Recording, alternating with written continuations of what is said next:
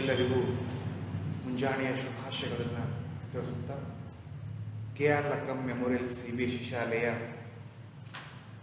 Online ಪಾಠಗಳಿಗೆ ಸರ್ವರಿಗೂ ಸ್ವಾಗತವನ್ನು ಮಾಡಿಕೊಳ್ಳುತ್ತಾ ಇವತ್ತಿನ ಒಂದು ಹೊಸ ಪದ್ಯ ಭಾಗ ಹಸೂರು ಅಂತಕ್ಕಂಥದ್ದು ಅಥವಾ ಹಸಿರು ಅಂತಕ್ಕಂಥದ್ದು ಕುವೆಂಪು ಅವರು ರಚನೆ ಮಾಡಿರ್ತಕ್ಕಂಥ ಪದ್ಯ.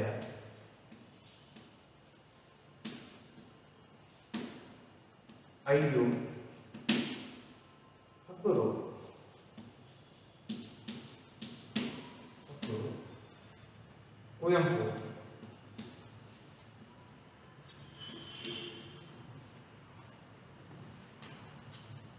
ಹಸಿರು ಪದ್ಯ ಲೇಖಕರು ಕುವೆಂಪು ಅವರು. ಕುವೆಂಪು ಅವರ ಪರಿಚಯ ಮಾಡಿಕೊಳ್ಳೋಣ. ಕುವೆಂಪು ಕಾವ್ಯನಾಮದಿಂದ ಪ್ರಸಿದ್ಧರಾಗಿರ್ತಕ್ಕಂಥವರು ಕುಪ್ಪಳ್ಳಿ ವೆಂಕಟಪ್ಪ ಪುಟ್ಟಪ್ಪ. ಅವರು ಮಲೆನಾಡ ಮಡಿಲಾದ ಶಿವಮೊಗ್ಗ ಜಿಲ್ಲೆಯ ತೀರ್ಥಹಳ್ಳಿ ಸಮೀಪದ ಕುಪ್ಪಳ್ಳಿಯವರು. ಜನನ 1904 ಡಿಸೆಂಬರ್ 29ರಂದು ಮಹಾರಾಜ ಕಾಲೇಜಿನ ಪ್ರಾಧ್ಯಾಪಕರಾಗಿ, ಪ್ರಿನ್ಸಿಪಾಲರಾಗಿ, ಮೈಸೂರು ವಿಶ್ವವಿದ್ಯಾನಿಲಯದ ಕುಲಪತಿಗಳಾಗಿ ನಿವೃತ್ತರಾದರು. ಆಧುನಿಕ ಕನ್ನಡ ಸಾಹಿತ್ಯದ ಕವಿಗಳಲ್ಲಿ ಅಗ್ರಗಣ್ಯರಾದ ಕುವೆಂಪು ಅವರು ಕನ್ನಡ ಸಾಹಿತ್ಯದ ಎಲ್ಲ ಪ್ರಕಾರಗಳಲ್ಲಿಯೂ ಕೂಡ ಕೃತಿಗಳನ್ನು ರಚನೆ ಮಾಡಿದ್ದಾರೆ. ಕೊಡಲು, ಪಾಂಚಜನ್ಯ, ಪ್ರೇಮ ಕಾಶ್ಮೀರ, ಪಕ್ಷಿಕಾಶಿ ಇವರ ಕವನ ಸಂಕಲನಗಳಾಗಿವೆ. ನನ್ನ ದೇವರು ಮತ್ತು ಇತರ ಕಥೆಗಳು, ಸನ್ಯಾಸಿ ಮತ್ತು ಇತರ ಕಥೆಗಳು ಕಥಾ ಸಂಕಲನಗಳಾಗಿವೆ. ಕಾನೂರು ಹೆಗ್ಗಡತಿ, ಮಲೆಗಳಲ್ಲಿ ಮದುಮಗಳು ಕಾದಂಬರಿಗಳು, ತಪೋನಂದನ, ರಸವೈಸಹ ವಿಮರ್ಶಾ ಸಂಕಲನಗಳು, ಅಮಲನ ಕತೆ, ಮೋಡಣ್ಣನ ತಮ್ಮ, ಬೊಮ್ಮನಹಳ್ಳಿಯ ಕಿಂದರಜೋಗಿ ಮಕ್ಕಳ ಪುಸ್ತಕಗಳು, ಜಲಗಾರ, ಯಮನ ಸೋಲು, ಬೆರಳಿಗೆ ಕೊರಳ್ ನಾಟಕಗಳು, ನೆನಪಿನ ದೋಣಿಯಲ್ಲಿ ಆತ್ಮಕಥನ ಮುಂತಾದ ಸುಮಾರು 70 ಕೃತಿಗಳನ್ನು ರಚಿಸಿ ಕನ್ನಡ ಸಾಹಿತ್ಯ ಸಂಪತ್ತನ್ನು ಸಮೃದ್ಧಗೊಳಿಸಿದ್ದಾರೆ ಅಂತ ಹೇಳಬಹುದು. ಶ್ರೀ ರಾಮಾಯಣ ದರ್ಶನಂ ಮಹಾಕಾವ್ಯಕ್ಕೆ ಕೇಂದ್ರ ಸಾಹಿತ್ಯ ಅಕಾಡೆಮಿ ಪ್ರಶಸ್ತಿ, 1968ರಲ್ಲಿ ಭಾರತೀಯ ಜ್ಞಾನಪೀಠ ಪ್ರಶಸ್ತಿ ದೊರಕಿದೆ. ಧಾರವಾಡದಲ್ಲಿ ನಡೆದಂಥ 1957ರ 39ನೇ ಸಾಹಿತ್ಯ ಸಮ್ಮೇಳನದ ಅಧ್ಯಕ್ಷತೆ ವಹಿಸಿತು. ಇವರಿಗೆ 1964ರಲ್ಲಿ ರಾಷ್ಟ್ರಕವಿ, 1988ರಲ್ಲಿ ಪಂಪ ಪ್ರಶಸ್ತಿ, 1991ರಲ್ಲಿ ಪದ್ಮ ವಿಭೂಷಣ ಪ್ರಶಸ್ತಿ ದೊರೆತಿದೆ. ಅಲ್ಲದೆ ಮೈಸೂರು, ಕರ್ನಾಟಕ, ಬೆಂಗಳೂರು ಮತ್ತು ಗುಲ್ಬರ್ಗಾ ವಿಶ್ವವಿದ್ಯಾನಿಲಯಗಳಿಂದ ಗೌರವ ಡಾಕ್ಟರೇಟ್ ಸಲ್ಲಿಸಿದೆ. 1992ರಲ್ಲಿ ಕರ್ನಾಟಕ ರತ್ನ ಪ್ರಶಸ್ತಿ ಕೂಡ ಅವರಿಗೆ ಸಿಕ್ಕಿದೆ ಅಂತ ಹೇಳ್ಬೋದು. ಪ್ರಸ್ತುತ ಪದ್ಯ ಭಾಗವನ್ನು ಕುವೆಂಪು ಅವರ ಪಕ್ಷಿಕಾಶಿ ಎಂಬ ಕವನ ಸಂಕಲನದಿಂದ ಆಯ್ದುಕೊಳ್ಳಲಾಗಿದೆ ಅಂತಕ್ಕಂಥದ್ದು. ಹೀಗೆ ಅವರ ಕಿರು ಪರಿಚಯ. ಕುವೆಂಪು ಪೂರ್ಣ ಹೆಸರು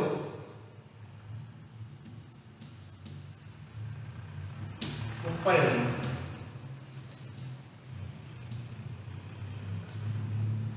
ವೆಂಕಟಪ್ಪ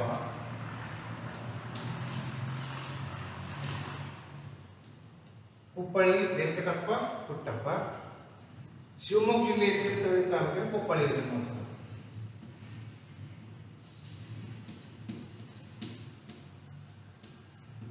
ಶಿವಮೊಗ್ಗ ಜಿಲ್ಲೆಯ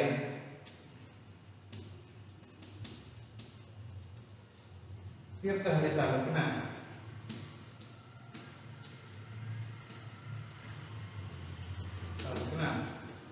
ಕುಪ್ಪಳ್ಳಿ ಜನ್ಮಸ್ಥಳ.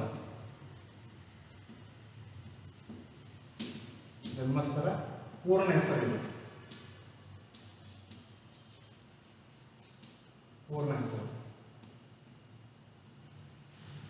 ಇನ್ನು ಯಾವಾಗ ಜನಿಸ್ತಾರೆ ಇವರು? 1904 ಡಿಸೆಂಬರ್ 29.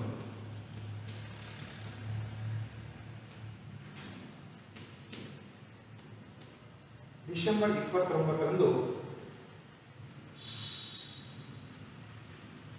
ಜನಿಸಿದರು.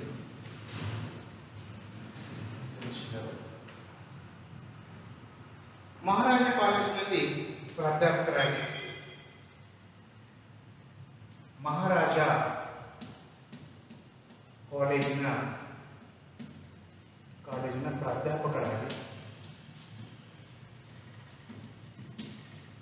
ಪ್ರಾಧ್ಯಾಪಕರಾಗಿ ಹಾಗೂ ಪ್ರಿನ್ಸಿಪಾಲರಾಗಿ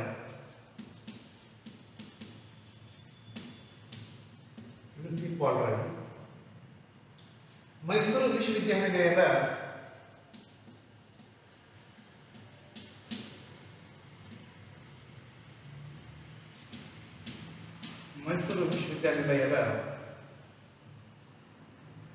ಕುಲಪತಿಗಳಾಗಿ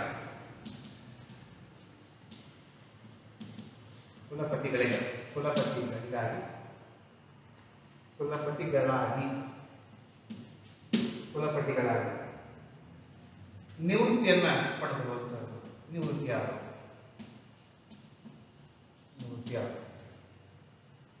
ಇವರ ಕೃತಿಗಳು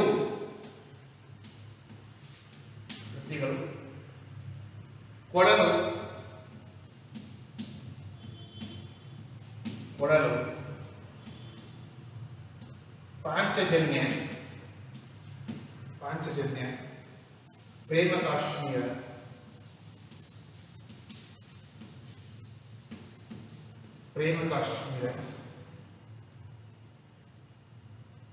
ಕಾನೂರು ಹೆಗ್ಗಡತಿ,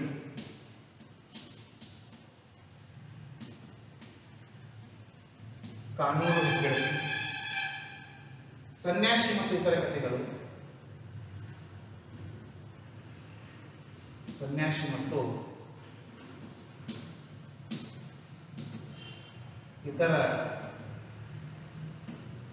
ಇತರ ಕಥೆಗಳು, ಬೊಮ್ಮನಹಳ್ಳಿಯ ಕಿಂದರ ಜೋಗಿ,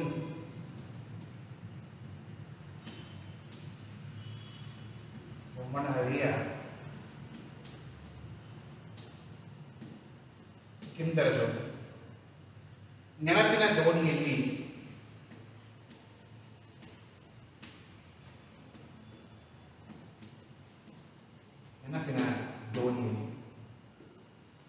ಇನ್ನು ಪ್ರಶಸ್ತಿಗಳು ಇವರಿಗೆ ಯಾವ ಪ್ರಶಸ್ತಿಗಳು? 1968ರಲ್ಲಿ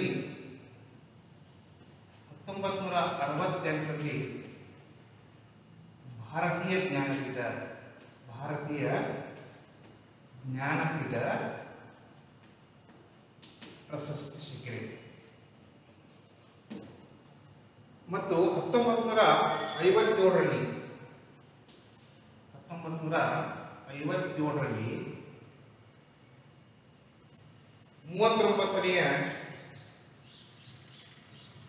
39ನೇ ಸಾಹಿತ್ಯ ಸಮ್ಮೇಳನದ ಅಧ್ಯಕ್ಷರಾಗಿದ್ದರು.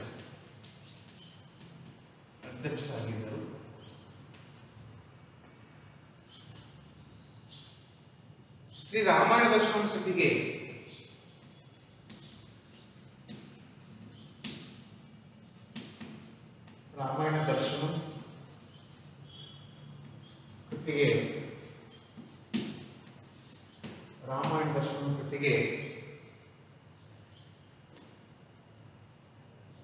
ಮಹಾಕಾವ್ಯಕ್ಕೆ ಕೇಂದ್ರ ಸಾಹಿತ್ಯ ಅಕಾಡೆಮಿ ಪುರಸ್ಕಾರ,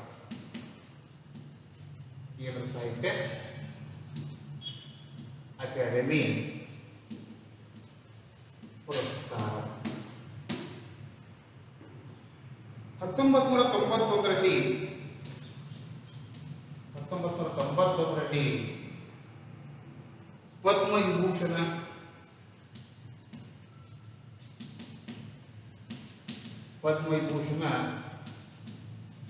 ಪ್ರಶಸ್ತಿ. ಬೆಂಗಳೂರು ಮತ್ತು ಗುಲ್ಬರ್ಗ ಕರ್ನಾಟಕ, ಬೆಂಗಳೂರು ಮತ್ತು ಗುಲ್ಬರ್ಗ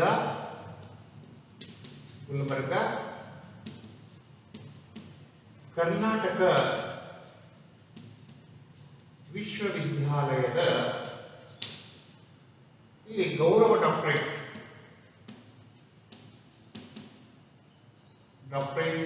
ಪುರಸ್ಕಾರವನ್ನು ಪಡೆದಿದ್ದಾರೆ. ಆಧುನಿಕ ಕನ್ನಡ ಸಾಹಿತ್ಯದ ಕವಿಗಳಲ್ಲಿ ಒಬ್ಬರಾಗಿರ್ತಕ್ಕಂಥ ಕುವೆಂಪು ಅವರು ಮಲೆನಾಡಿನ ಕವಿ ಎಂದೇ ಹೆಸರುವಾಸಿಯಾಗಿದ್ದಾರೆ. ಇವರ ಪೂರ್ಣ ಹೆಸರು ಕೊಪ್ಪಳ್ಳಿ ವೆಂಕಟಪ್ಪ ಪುಟ್ಟಪ್ಪ.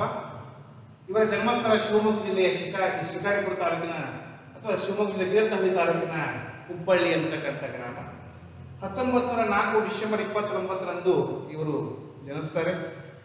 ಇವರು ಮಹಾರಾಜ ಕಾಲೇಜಿನಲ್ಲಿ ಪ್ರಾಧ್ಯಾಪಕರಾಗಿ ಪ್ರಿನ್ಸಿಪಾಲರಾಗಿ ಮೈಸೂರು ವಿಶ್ವವಿದ್ಯಾನಿಲಯದ ಕುಲಪತಿಗಳಾಗಿ ನಿವೃತ್ತಿಯನ್ನ ಪಡೆದುಕೊಂಡಿದ್ದಾರೆ. ಅಷ್ಟೇ ಅಲ್ಲ, ಇವರ ಕೃತಿಗಳು ಅಂತಂದ್ರೆ ಏನು? ಕೊಳಲು, ಪಾಂಚಜನ್ಯ, ಪ್ರೇಮ ಕಾಶ್ಮೀರ, ಕಾನೂನು ಹೆಗ್ಗಡತಿ, ಸನ್ಯಾಸಿ ಮತ್ತು ಇತರ ಕಥೆಗಳು, ಬೊಮ್ಮನಹಳ್ಳಿಯ ಕಿಂದರಜ್ಯೋತಿ, ಸಾಕಷ್ಟು ಕೃತಿಗಳನ್ನ 70ಕ್ಕೂ ಹೆಚ್ಚು ಕೃತಿಗಳನ್ನ ಸಾಹಿತ್ಯಕ್ಕೆ ಕೊಟ್ಟಿದ್ದಾರೆ ಅಂತ ಹೇಳ್ಬೋದು. ಅದರ ಕೆಲವೊಂದಿಷ್ಟು ಮಾತ್ರನ್ನ ಇಲ್ಲಿ ಸೃಷ್ಟಿಸಿದ್ದಾರೆ ಅಷ್ಟೇ. ಪ್ರಶಸ್ತಿಗಳು 1968ರಲ್ಲಿ ಇವರಿಗೆ ಭಾರತೀಯ ಜ್ಞಾನಪೀಠ ಪುರಸ್ಕಾರ ಸಿಕ್ತು. ಮುಂದೆ ಶ್ರೀ ರಾಮಾಯಣ ದರ್ಶನ ಅಂತಕ್ಕಂಥ ಕಾವ್ಯಕ್ಕೆ ಕೇಂದ್ರ ಸಾಹಿತ್ಯ ಅಕಾಡೆಮಿ ಪುರಸ್ಕಾರ ಸಿಕ್ತು. 1991ರಲ್ಲಿ ಪದ್ಮವಿಭೂಷಣ ಪ್ರಶಸ್ತಿ.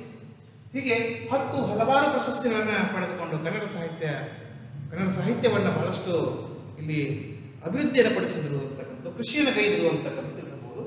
ಇನ್ನು 1957ರಲ್ಲಿ 39ನೇ ಅಖಿಲ ಭಾರತ ಕನ್ನಡ ಸಾಹಿತ್ಯ ಸಂಘದ ಅಧ್ಯಕ್ಷ ಕೂಡ ವಹಿಸಿದ್ರು ಅಂತಕ್ಕಂಥದ್ದು. ಇಷ್ಟು ಅವರ ಪ್ರಶಸ್ತಿಗಳು, ಅವರ ಕೃತಿಗಳು, ಅವರ ಕಿರು ಪರಿಚಯವನ್ನ ಇವತ್ತಿನ ಅವಧಿಯಲ್ಲಿ ನಾವೆಲ್ಲ ತಿಳ್ಕೊಂಡ್ರೆ, ಇದರ ಮೇಲೆ ಇನ್ನು ಸಾಕಷ್ಟು ಪ್ರಶ್ನೆಗಳನ್ನು ಕೇಳಬಹುದು. ಕುವೆಂಪು ಅವರ ಪೂರ್ಣ ಹೆಸರೇನು? ಕುವೆಂಪು ಅವರ ಕಾವ್ಯನಾಮ ಯಾವುದು? ಕುವೆಂಪು ಅವರ ಕೃತಿಗಳನ್ನು ಬರೆಯೋದನ್ನು ಕೇಳಬಹುದು. ಕುವೆಂಪು ಅವರ ಪ್ರಶಸ್ತಿಗಳನ್ನು ಕೇಳಬಹುದು. ಕುವೆಂಪು ಅವರ ಯಾವ ಕೃತಿಗೆ ಕೇಂದ್ರ ಸಾಹಿತ್ಯ ಅಕಾಡೆಮಿ ಬಂತು ಅಂತ ಕೇಳಬಹುದು. ಇಲ್ಲಿ ಬಹು ಆಯ್ಕೆಯಲ್ಲಿ ಯಾರು ಕೇಳಬಹುದು, ಒಂದು ವಾಕ್ಯದಲ್ಲಿ ಯಾರು ಕೇಳಬಹುದು, 2 ವಾಕ್ಯದಲ್ಲಿ ಯಾರು ಕೇಳಬಹುದು. ಆದ್ದರಿಂದ ನೀವು ಓದ್ಕೊಳ್ಳಿ ಈ ಪಾಠವನ್ನ. ಪದ್ಯಪಾಠ 5 ಹಸುರು ಅಥವಾ ಹಸಿರು ಅಂತಕ್ಕಂಥದ್ದು. ಈ ಪಾಠದ ಆಶಯ ಏನು ನೋಡಿ.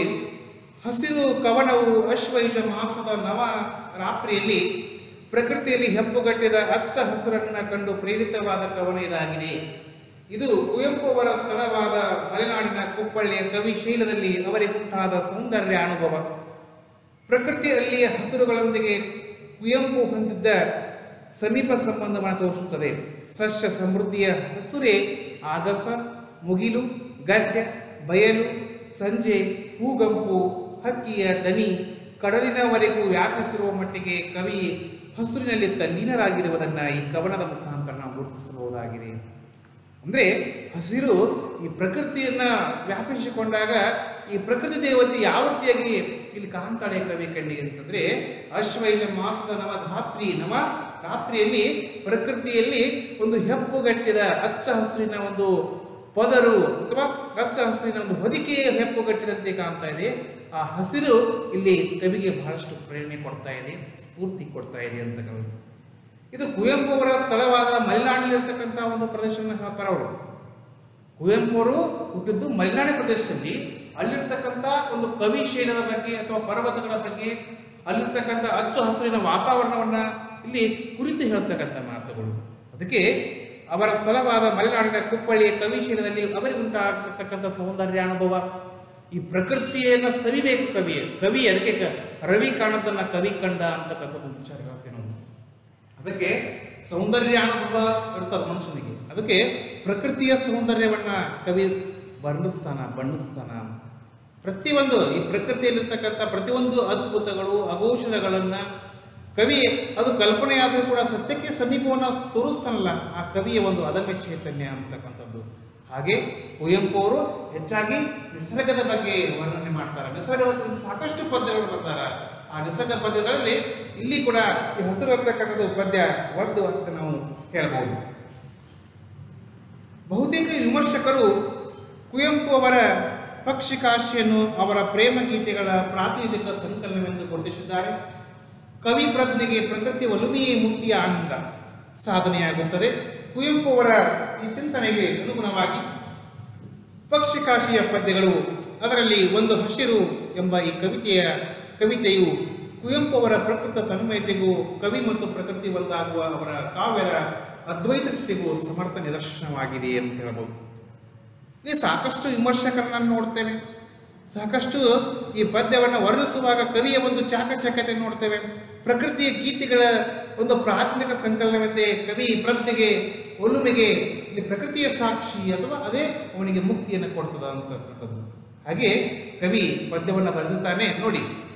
ನವಧಾತ್ರಿಯ ಈ ಶ್ಯಾಮಲ ವನದಿಯಲ್ಲಿ ಹಸುರಾದದು ಕವಿಯಾತ್ಮ ರಸಪಾನ ಸ್ನಾನದಲ್ಲಿ. ಹಸುರಾಗಸ ಹಸುರು ಮುಗಿಲು ಹಸಿರು ಗದ್ದೆಯ ಬಡಲು ಹಸುರಿನ ಮಲೆ ಹಸಿರು ಕಣುವೆ ಹಸಿರೋ ಸಂಜೆಯೇ ಬಿಸಿಲು ಅಂತ.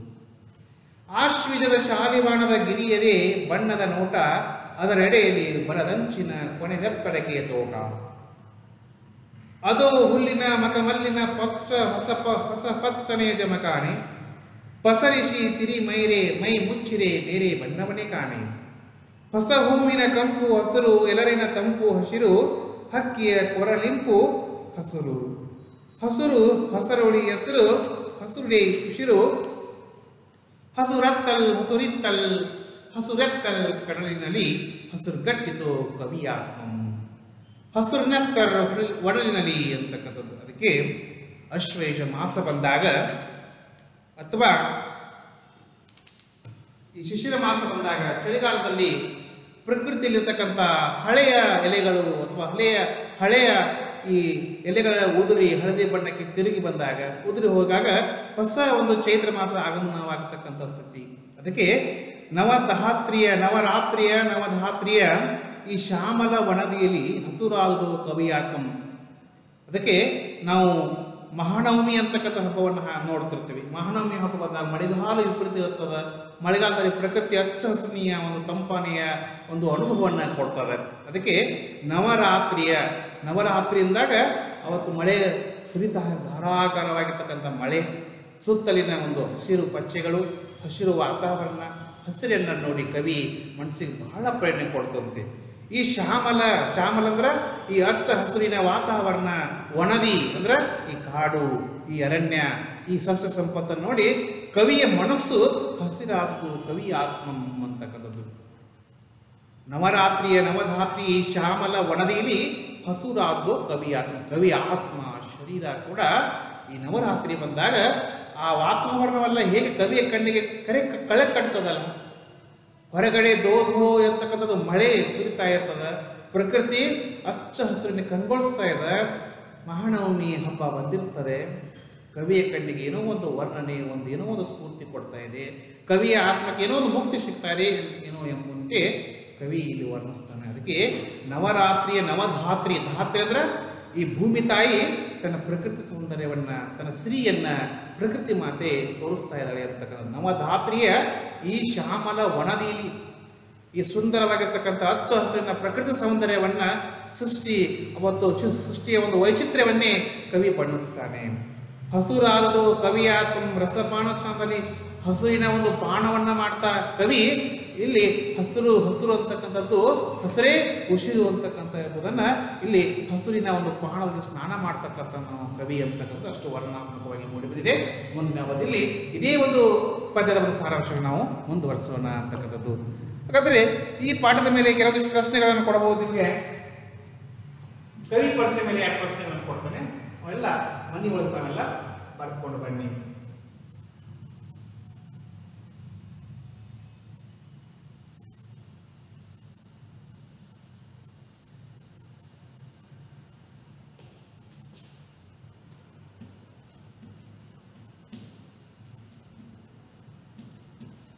ಕುವೆಂಪುರವರ ಪೂರ್ಣ ಹೆಸರೇನು? 1.